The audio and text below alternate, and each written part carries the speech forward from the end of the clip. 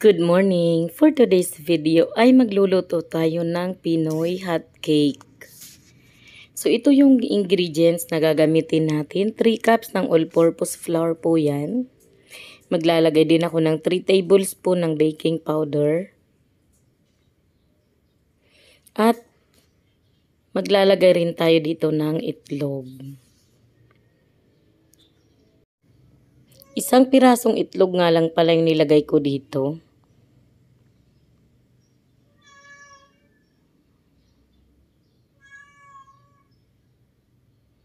At yung tubig, hindi natin ibubuhos ng sabay-sabay yung ilalagay nating tubig. Pero sa lahat-lahat po, ang naitubig ko dyan ay 3½ cup po lahat.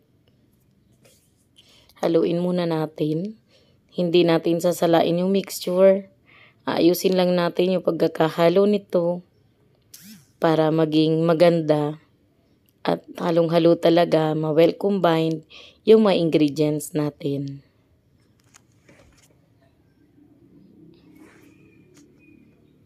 Napakadali lang din talaga nito at pwede mong pang almusal, pwede mong pang merienda at lalong-lalong pwede mo pong pang negosyo.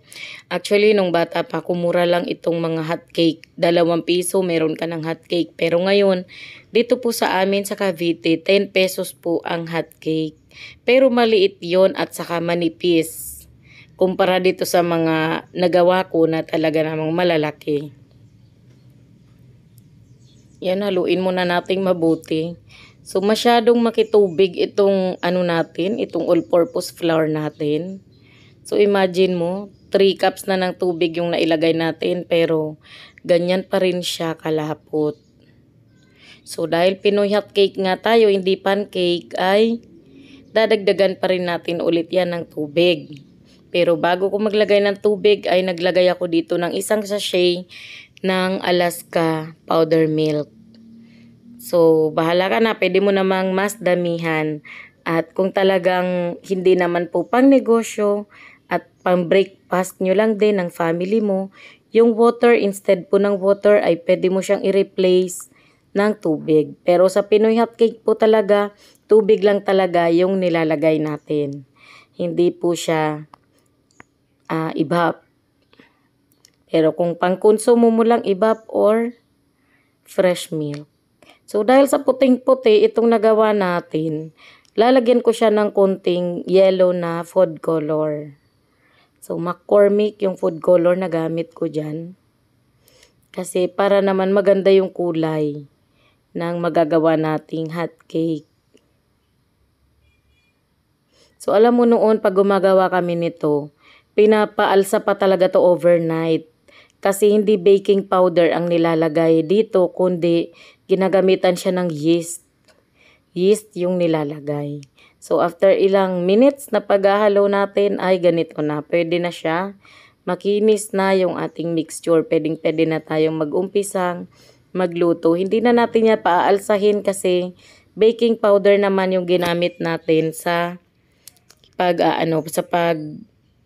papaalsa sa kanya. So, pag baking powder, no need na pong i-rest.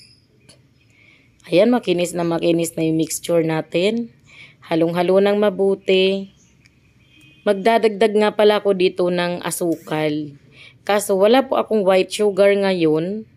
Kaya wala tayong choice, kundi brown sugar yung ilalagay natin. 2 tablespoon ng brown sugar, ayos na. Para lang naman medyo matamis-tamis na yung ating mixture. Ayan, sana hindi masira yung kulay kasi brown na brown yung sugar natin. So far okay naman. So, gusto ko kasi medyo may tamis-tamis na siya. Kasi wala tayong honey na ilalagay. So, minsan kasi pag gumagawa tayo ng hot cake, merong honey. Ngayon talagang ordinary Pinoy hot cake yung gagawin natin. So, dahil okay na to, ready na siya, kuha na tayo ng kawali, magpainit na tayo ng kawali na paglulutuan natin. Nilagyan ko yan ng konting oil para naman hindi dumikit. So, ganyan lang. Di ko na yan mineasure, galing yan lang dyan sa malaking lagayan. Basta lang natin binuhos kasi di naman natin papaninda. Almusal lang naman namin. Almusal ko at ng mga anak ko. Yung tinatakpan ko lang siya para lutong-luto kasi medyo makapal yung nagawa natin na mga hot cake. Ayan, after ilang minutes, medyo ano pa. So, ayan, ito, sigurado na akong luto na to. Ayan, luto na siya. At ilalagay na natin sa plato.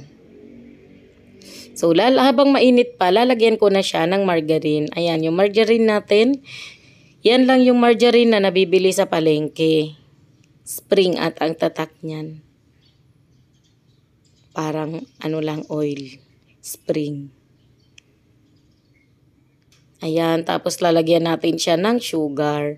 At dahil nga sa wala akong white sugar, brown sugar na lang yung ilalagay natin. Pwede naman yan. Ayos lang naman, pero syempre, kung ipapaninda natin, mas maganda pa rin na kulay white kasi yun ang kinasanayan. Wala kasi akong available na white sugar, wala pa namang mabilhan dahil 4 AM pa lang ngayon yung oras. So ito na yung ating Pinoy hot cake, 'di ba? So, pwedeng-pwede mo pang almusal, pang merienda at lalong-lalong pwedeng-pwede mo pong pang negosyo. Malaki po ang tubo sa mga hot cake pag ipambebenta natin. So, hanggang dito na lang po.